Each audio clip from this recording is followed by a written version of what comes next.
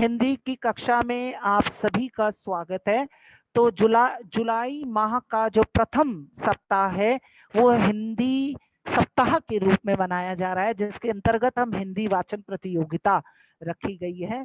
तो अगले मतलब सोमवार से इसकी शुरुआत हो चुकी है। तो अगले 7 दिन हमने हिंदी वाचन प्रतियोगिता करते रहना है। इसका मुख्य उद्देश्य ये है कि बच्चों में हिंदी वाचन और हिंदी भाषा के प्रति रुझान हो और वो उतार चढ़ाव के साथ किस तरह से पढ़ा जाता है इसका ज्ञान हो, इसका बोध हो। इसलिए समय समय पर हमारी प्रधानाचार्य डॉक्टर भावना जी इन गतिविधियों का आयोजन करती रहती हैं कि बच्चों में भी रुझान पैदा हो, बच्चे भी अपनी भाषा के प्रति अपनी भावनाएं अभिव्यक्त करें। तो शुरुआत करते हैं हिंदी वाचन प्रतियोगिता। अब हिंदी वाचन प्रतियोगिता इस तरह से की जाएगी कि आपको एनसीईआरटी की ही किताब जो है उसमें जो पाठ लखनवी अंदाज वो आपको शेयर किया जाएगा। ठीक है, आपने उसी में से ही आपने पाठ पढ़ना है, अर्थ आप शेयर करें, आपको उसी में से ही पाठ पढ़ना है। और आपको जो बच्चे रोल नंबर वाइज जिस हिसाब से आपको कहा गया है आप उसको पढ़ेंगे और हम अंदाजा लगाएंगे कि किस तरह से आप उतार चढ़ाव कर उससे पढ़ रहे हैं और उसी के अनुसार आपको अंक अर्थात नंबर दिए जाएंगे। तो चलिए अब हम शुरू करते हैं हिंदी वाचन प्रतियोगिता पाठ लखनवी अंदाज। चलिए पलक शुरू करें।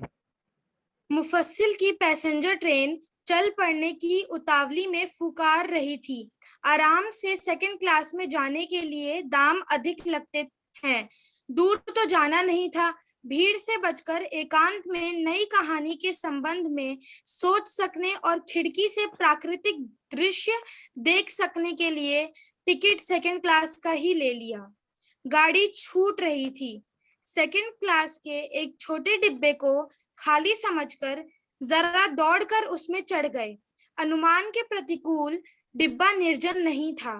एक बर्थ पर लखनऊ की नवाबी नस्ल के एक सफेद पोश सज्जन बहुत सुविधा से पालथी मारे बैठे थे।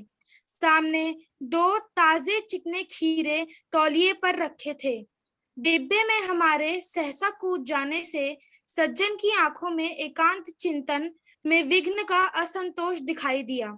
सोचा हो सकता है ये भी कहानी के लिए सूझ की चिंता में हो या खीरे जैसी अपदार्थ वस्तु का शौक करते देखे जाने के संकोच में हो।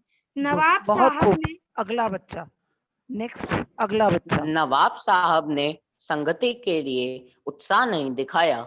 हमने भी उनके सामने की बर्थ पर बैठकर आत्मसम्मान में आंखें चुरा ली। ठारी बैठे कैटना करते रहने की पुरानी आदत है। नवाब साहब सुबह और कोच के कारण का अनुमान करने लगे।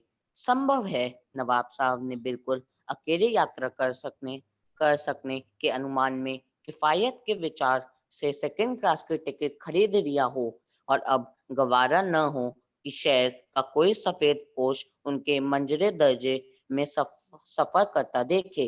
अकेले सफर का न हो कि शहर का कोई हाँ, अकेले मत सफर का। काटने के लिए खीरे खीरे खरीदे होंगे और अब किसी सफेद पोशों के सामने खीरा कैसे खाएं।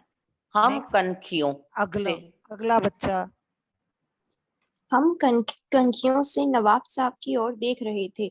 नवाब साहब कुछ देर गाड़ी की खिड़की से बाहर देखकर स्थिति पर गौर करते रहे।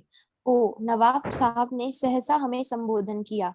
आदाब अर्ज, जनाब खीरे का शौक फरमाएंगे। नवाब क्वेश्चन साहब का सहसा भाव परिवर्तन अच्छा नहीं लगा। भाप लिया। आप शराफत का गुमान बनाए रखने के लिए हमें भी मामूली लोगों की हरकत में लतेड़ लेना चाहते हैं।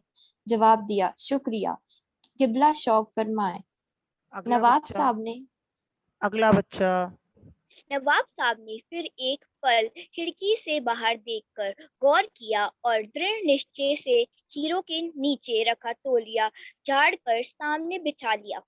सीट के नीचे से लौटा उठकर उठाकर दोनों खीरों को खिड़की से बाहर धोया और तौलिए से पोंछ लिया।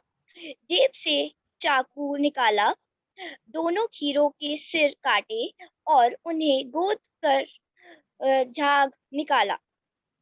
फिर खीरों को बहुत एहतियात से छील कर फाकों को करीने से तौलिए पर सजाते गए। सजाते चलिए गए। बस विराम दीजिए बेटा रिया। तो इस तरह आप देख रहे हैं कि आज जो बच्चों ने पढ़ा है पलक, सक्षम, टीशा, रिया, तो सबसे बेहतरीन अगर हम उतार चढ़ाव की बात कर रहे हैं तो पलक, फिर उसके उपरांत सक्षम ने पढ़ा, ठीक है ना, फिर टीशा ने और फिर रिया ने। तो उसी के अनुसार कहने का तात्पर्य जहां प्रश्न चिन्ह हो तो वहां प्रश्न चिन्ह के तौर पर आपको पढ़ना चाहिए।